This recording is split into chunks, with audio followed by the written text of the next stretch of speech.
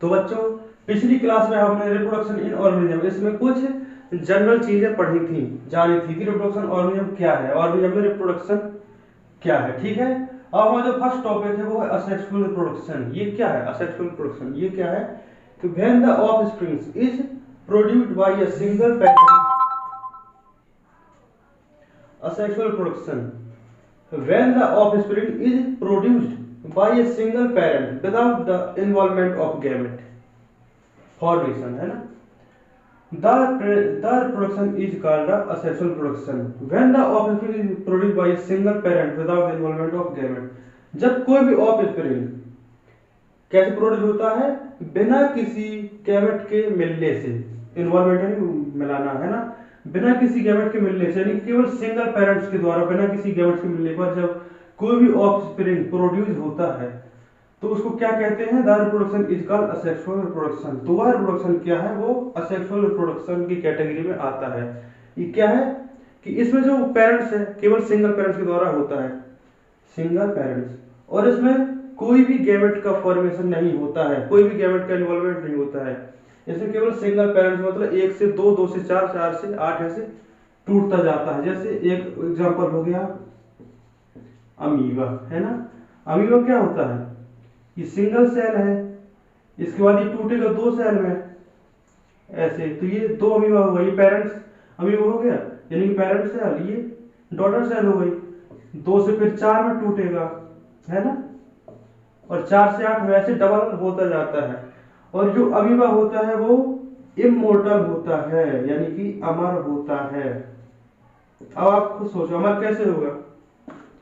क्योंकि वो 1 से 2, 2 से 4, 4 से 8 ऐसे टूट रहा है ना। पहले ही पेरेंट बना, पेरेंट्स के बाद फिर डॉटर सेल में टूट गया, तो ये डबल हो गए। तो इसका मतलब ये फिर से एक नया बच्चा एक पेरेंट्स मान लीजिए पैदा हो गया, फिर ऐसे ये भी टूटे, तो ये कभी भी नहीं मरते हैं अमीबा, जो ये असेक्सुअल कैटेगरी में आता है, सेक्सुअल प्रोडक्शन की कैटेगरी में।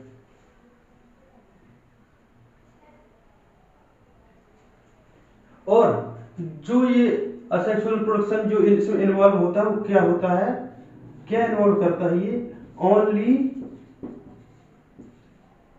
Mitotic cell division. अभी माइटोटिक सेल डिवीजन क्या है मैं अभी आपको आगे क्लास में बताऊंगा कि माइटोटिक सेल डिवीजन क्या है ना। ये क्या इन्वॉल्व करता है? Mitotic cell division.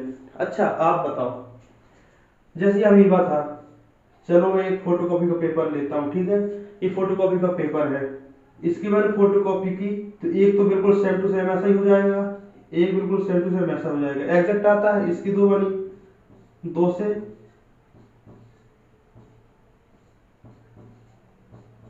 4 बनी, तो कैसी बन रही है? जो कुछ इसमें लिखा था, है ना, एग्जैक्ट सेम टू सेम इसमें भी लिखा आएगा, इसमें भी लिखा आएगा, इसमें भी लिखा आएगा। तो इसका मतलब क्या है? ये जो असेक्सुअल रिप्रोडक्शन होता है ये अपने ही जैसी एक बिल्कुल एग्जैक्ट कॉपी बनाता है।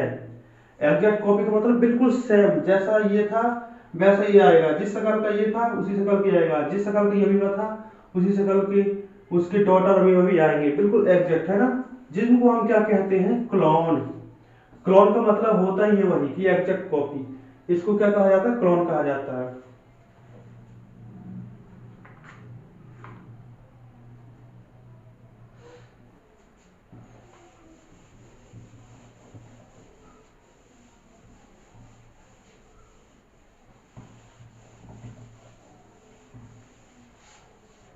अब देखो जो असेक्सुअल रिप्रोडक्शन है वो एनिमल में भी हो सकता है और प्लांट्स में भी हो सकता है, 2 चीज में हो सकता है ना।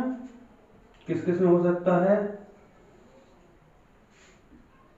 ये हो सकता है इन एनिमल और इन प्लांट्स, है ना। एनिमल्स में हो सकता है और प्लांट्स में हो सकता है, यानी कि जीवों में भी और पौधों में भी। यहाँ पर एनिमल्स का मतलब ये नहीं है केवल जानवर, एनिमल में सब कुछ आता है। बायोलॉजी में देखो एनिमल और प्लांट 2 कैटेगरी होती है। एनिमल का मतलब सभी जीव, चाहे वो इंसान हो, चाहे वो पशु पक्षी हो, या फिर छोटे छोटे कीड़े, वायरस, बैक्टीरिया, ये कुछ भी हो, सभी एनिमल में आते हैं।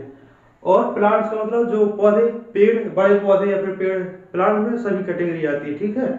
अब एनिमल्स में क्या मेथड होता है, मतलब उसकी जो विधि होती है उसको क्या कहते हैं, किस किस प्रोसेस से होता है बताता हूँ। फीजन, बडिंग, स्पोरुलेशन और फ्रेगमेंटेशन। इसमें जो पहला बनेगा वो बनेगा क्या?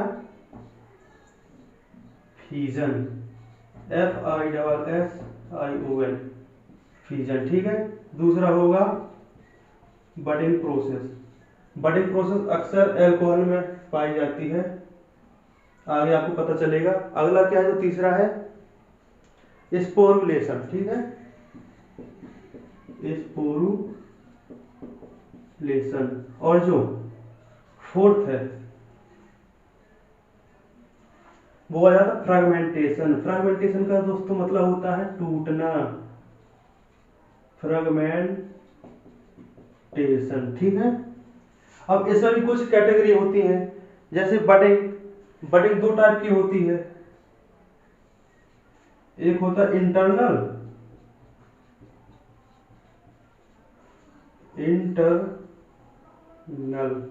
यानी कि अंदर, और दूसरा होता है एक्सटर्नल।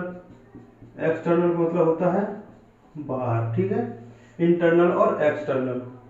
अब प्लांट में क्या क्या कैटेगरी होती है प्लांट का, देखिए।